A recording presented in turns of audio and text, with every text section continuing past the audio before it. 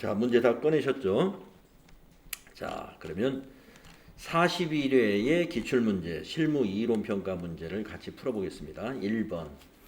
자, 다음 중 재무제표의 재무제표 표시에 대한 설명으로 옳지 않은 것은 이랬습니다. 재무제표 표시. 자, 어떤 보기가 있는지 볼까요? 재무제표는 계속기업을 전제로 작성하는 것. 예, 계속기업의 전제라는 게 있죠.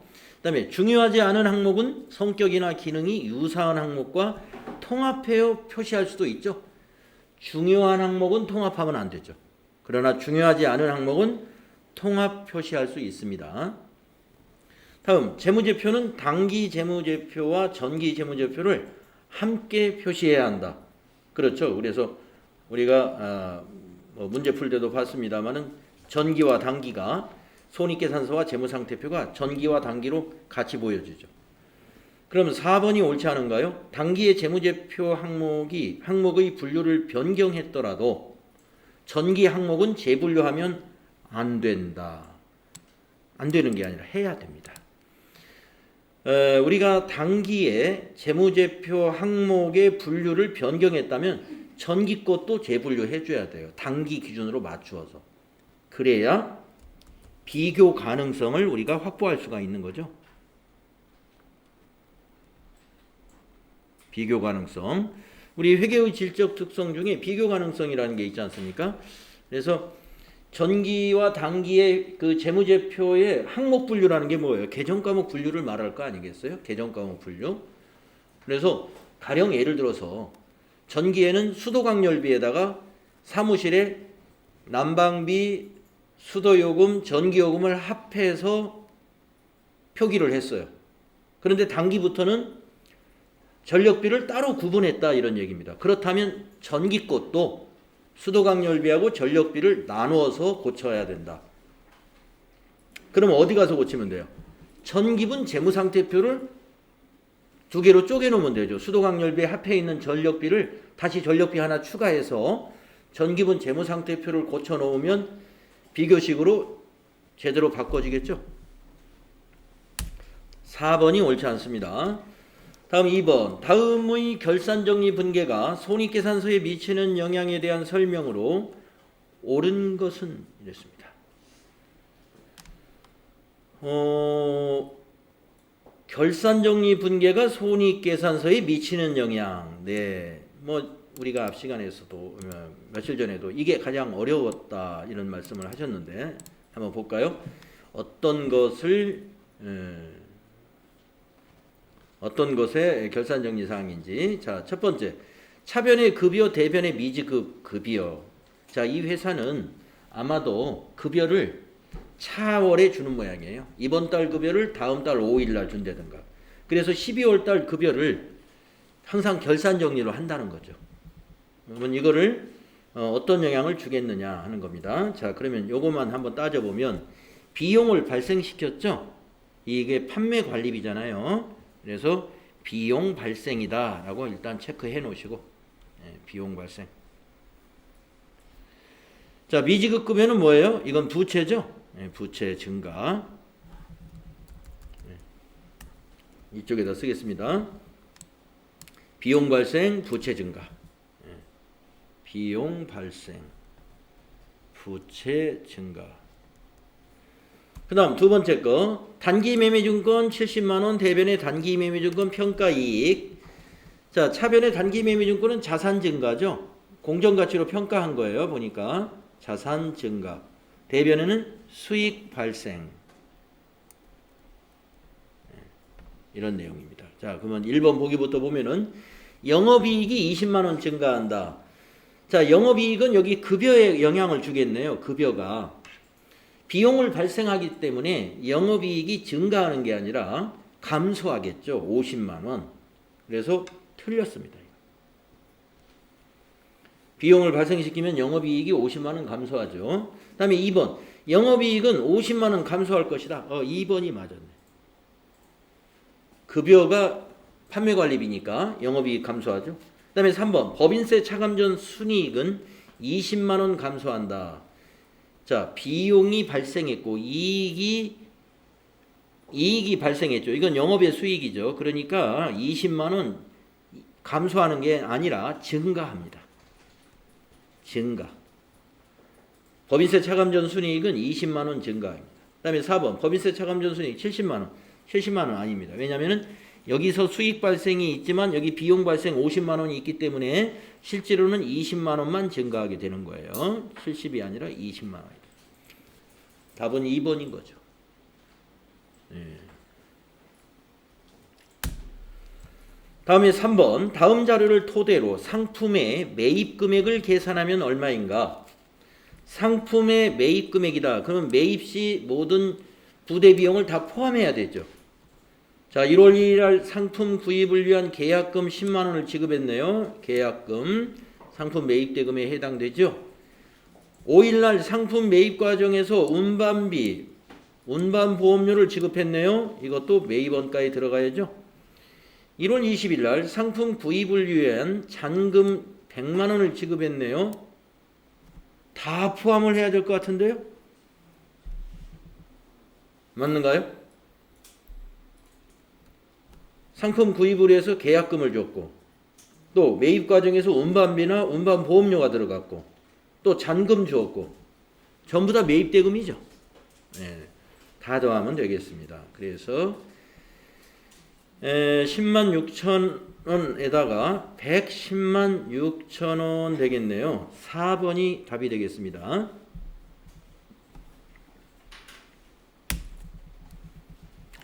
다음은 4번 문제 보겠습니다. 다음 자료를 토대로 2020년 유형자산 처분 이익을 계산하면 얼마냐? 자, 유형자산 처분 이익은 공식이 있죠.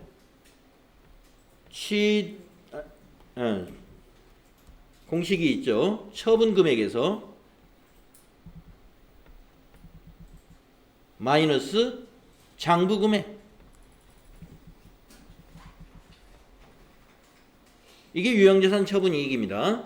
근데 처분 금액은 대개 문제에서 이렇게 330에 처분했다 딱 알려줍니다.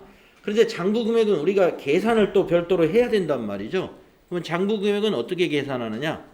취득원가에서 감가상각 누계액을 빼야 돼요. 그래서 취득원가는 이렇게 딱 알려줍니다. 350이다. 그러면 감루만 이제 별도의 계산을 해야 돼요. 자, 감루를 계산해 봅니다. 정액법으로 감가상각을 했고 잔존 가치가 50만 원이고 월할 상각을 한다 그럽니다. 자, 19년 7월 1일 내에 샀으면 19년도에는 6개월치만 감가상각을 하고 20년 1월 1일에 처분했기 때문에 6개월치 감가상각하고 바로 처분한 거예요. 따라서 350에서 50만 원인 잔존 가치를 뺍니다. 그러면 300이죠. 300을 5로 나눕니다. 5, 6, 30.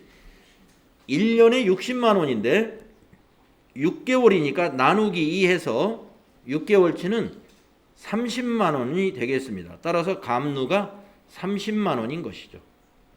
취득은 350에 했죠.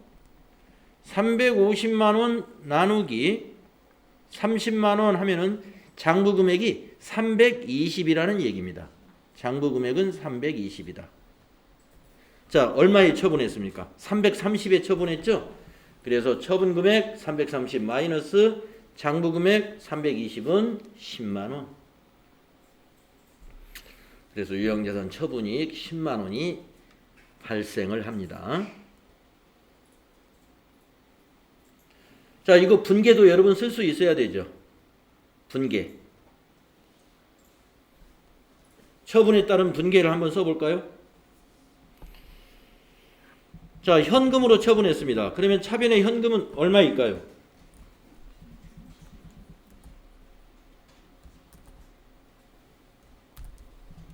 갑자기 네.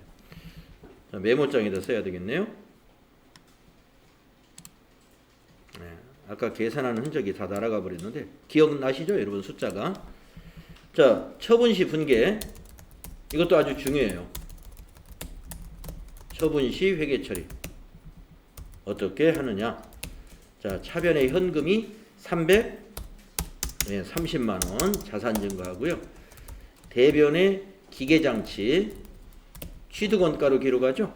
350만 원. 그러면서 여러분이 기계장치의 감가상각 누계액을 반대쪽 차변에다가 처리해야죠.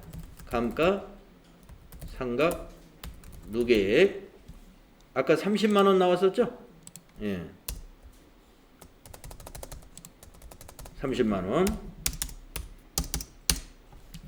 그러면 대변이 유형자산 처분이익 10만 원. 이렇게 회계처리가 되는 겁니다. 처분시 회계처리 이것도 가능하셔야 되고 이걸 근거로 해서 유형자산 처분이익은 10만 원이다. 네, 그런데 이제 이거를 회계처리 하려면 이 감가상각 누계액을 계산을 해야 되니까 아까와 같은 그런 계산을 하면서 이 산출이 금방 나오는 것이죠.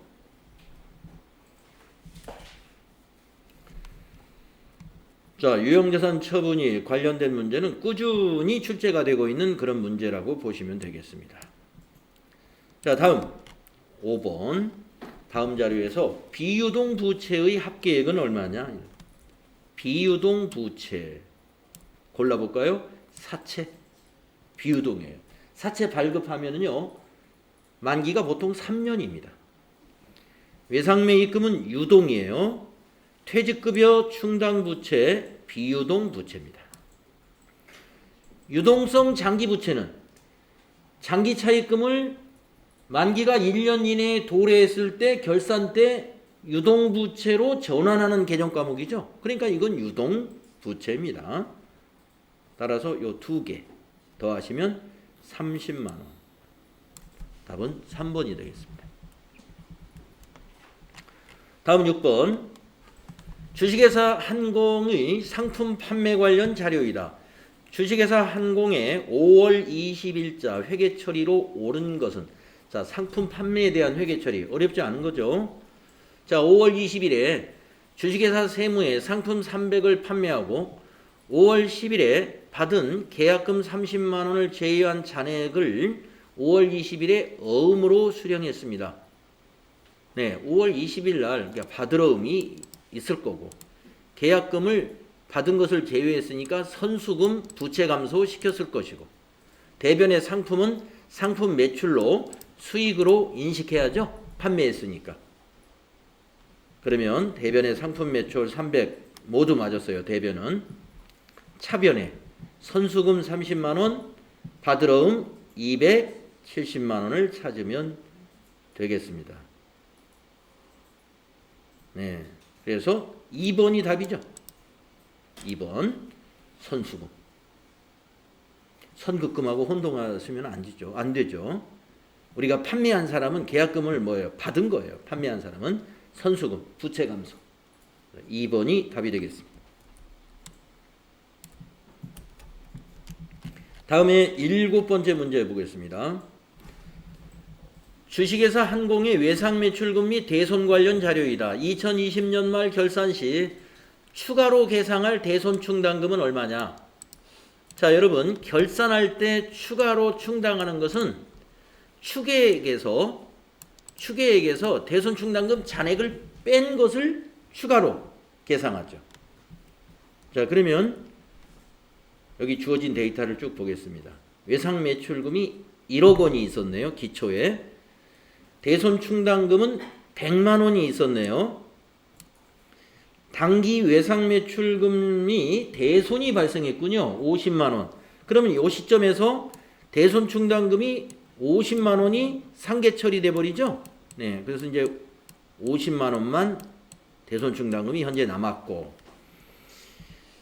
네 번째 외상매출금 기말 잔액이 이러쿵저러쿵 해서 7천만 원이 됐어요. 이제 결산 시 외상매출금 잔액의 1%를 대손 충당금으로 설정한답니다. 그러면 7천만 원의 1%를 계산해야죠. 70만 원. 70만 원을 대손 충당금으로 설정을 해야 되는데 기존에 50만 원이 있으니까 추가로 계상할 것은 20만 원만 추가로 계상한다. 이런 결론을 낼 수가 있죠. 네. 그렇습니다. 그래서 답은 20만 원.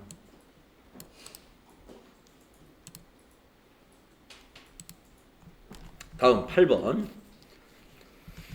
다음 중 자산의 회계 처리에 대하여 올바르게 말한 사람을 모두 고른 것은. 자산의 회계 처리 어렵지 않죠? 자, 김사원. 상품 구입을 위해 지출한 계약금은 선급금으로 기록합니다. 예, 구입을 위해서 우리가 지급했으니까 계약금 선급금. 김사원은 맞았습니다. 박 부장. 유형자산인 기계장치를 처분하고 6개월 후에 받은 금액은 미수금으로 기록합니다. 예, 6개월 받을 금액. 그렇죠. 유형자산을 처분하고 6개월 후에 받을 거면 미수금으로 일반 채무로 인식해야죠. 현 과장. 건물 구입을 위해 지출한 계약금은 건설 중인 자산으로. 현 과장의 건물 구입을 위해 지출한 계약금의 경우에 건설 중인 자산으로 기록한다. 이거 맞는 걸로 수정을 하겠습니다. 예, 선급금이 아니라 우리가 건설이 아니더라도 건물 취득 시 계약금, 중도금은 건설 중인 자산으로 회계 처리했다가 나중에 잔금을 정리할 때 우리가 건물로 대체한다. 예, 그래서 건설 중인 자산 요거 맞는 걸로 수정합니다. 그러면 다 맞았네요. 그래서 답이 4번이 되겠습니다. 됐습니다. 매출 총이익. 자, 매출 총이익이라는 건 공식이 어떻게 돼요? 매출액에서 매출 원가를 빼는 거죠. 매출 원가를. 자, 그러면 매출액을 한번 찾아보겠습니다. 기초상품 재고액, 단기상품 매입액, 단기 매입 운임, 기말상품 재고액, 매입 할인, 단기상품 매출액. 여기 잘 나왔네요. 네, 300만 원 찾았습니다. 이제 매출 원가를 찾으려고 보다 보니까 매출 원가를 찾을 수 있는 데이터들을 이렇게 쭉 준 거예요. 네. 자, 여러분 매출 원가 등식은 기초상품 재고액에서 단기상품 매입액을 더해 가지고 기말상품 재고액 요걸 갖다가 빼주면 되는 거죠. 그런데 요 두 개가 뭐냐? 매입 운임과 매입 할인이 있어요. 매입 운임은 매입액에 더해야 되고 매입 할인은 매입에서 빼줘야 되는 것이죠. 그래서 결국에 5만 원을 두 개를 같이 계산하면은 10만 원만 더하면 됩니다. 그래서 매입 금액은 200만 원이 아니라 210만 원이다 보고 계산하시면 돼요. 우리 T계정으로 이걸 넣을 수가 있죠. T계정으로 넣으면 어떻게 넣어요? 기초 100만 원 차변에 넣고 매입액 210만 원 차변에 넣고 그래서 차변합계 310만 원 대변합계 310만 원으로 만드는 거죠. 여기 기말상품 재고액 150만 원 여기 있으니까 매출 원가는 이 자리에 들어가는 거죠. 160만 원이다. 이렇게 T계정으로 그려서도 찾을 수 있고 기초 더하기 단기상품 매입액 빼기 기말상품 재고액 이렇게 계산기 두들겨서 하셔도 좋다. 그래서 매출 원가 구했습니다. 160만 원. 아까 매출액 300이었죠. 300에서 160만 원을 빼면 140만 원이 매출 총이익이 되겠습니다. 그래서 매출 총이익을 구하려면 일단 매출 총이익의 공식을 알아야 되겠죠. 매출액 마이너스 매출원가. 손익계산서 구조를 알면 누구나 다 아는 것이고. 네, 그래서 이런 요령으로 풀이해 주시면 되겠습니다. 자, 다음에 10번 문제 볼게요. 다음 중 아래 항목과 관련한 결산 분계가 누락될 경우 손익계산서에 미치는 영향으로 옳은 것은 이랬습니다. 단, 임대 수익은 월할 계산할 것. 자, 월할 계산하라는 것이죠. 자, 결산 분계가 누락되었을 때 손익계산서에 미치는 영향. 우리가 앞에서도 이런 유형의 문제를 참 많이 해봤습니다. 네. 그럼 이걸 분계로 일단 써봐야 돼요. 이 분계를. 그래서 분계로 써보면은 10월 1일 날 임대 계약을 맺고 현금으로 받던 1년분 임대료 360만 원을 전액 임대 수익으로 인식했다 이랬습니다. 임대 수익으로 인식했어요. 그러면 10월 1일 날 임대 계약을 맺고 1년분을 받았기 때문에 내년 9월 말까지니까 9개월치는 9개월은 미경과된 수익이란 말이죠. 미경과된 수익. 그러니까 9개월치를 전부 지금 수익으로 잡아놓은 거잖아요. 그래서 우리는 이거에 대해서 수정 분계를 해야 됩니다. 그래서 9개월치의 수익을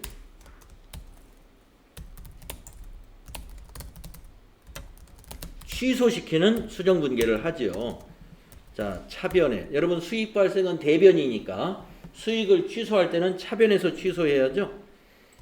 임대 수익. 그러니까 임대료라고 하겠습니다. 임대료. 예, 임대료. 자, 9개월치는 어떻게 계산하느냐?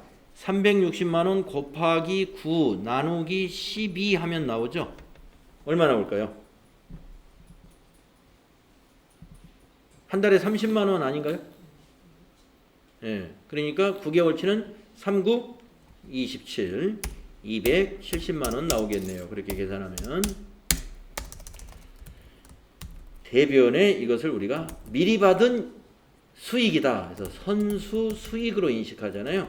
270만 원. 그래서 이것을 거래 후 결합관계로 우리가 이해해야 됩니다. 차변의 임대료는 수익을 취소시키는 거고 대변의 선수 수익은 부채를 증가시키는 분계인데 이거를 누락했다면 어떤 영향이 있겠느냐 이렇게 물어봤습니다. 1번부터 보겠습니다. 당기순이익이 90만 원. 일단 금액이 90만 원이 아니에요. 지금 금액 자체는 270이기 때문에 일단 1, 2번은 볼 것이 없습니다. 금액에서 틀렸어요. 그러면 3번 당기순이익이 270만 원 과소. 자, 임대료를 취소시켜야 되는데 누락시켰으니까 과대가 돼야죠. 과소가 아니라. 다음 당기순이익 270 과대. 그렇죠. 그래서 답은 4번이다. 옳은 것을 찾아라 했으면 4번이 답이 되겠습니다. 네, 그래서 이런 유형의 문제는 일단 결산 수정 분계를 여러분이 해놓고 거래의 결합관계를 여러분이 분석한 다음에 그리고 답을 찾으셔야 되겠습니다. 4번. 자, 11번부터는 이제 부가가치세 문제입니다. 자, 1번 부가가치세법상 재화의 공급 시기로 옳은 것은 이랬습니다. 재화의 공급 시기 물었는데 외상 판매는 수령할 때 아니죠. 인도할 때죠. 재화의 공급으로 보는 가공의 경우 가공이 완료되는 때가 아니라 이것도 역시 인도해야 됩니다.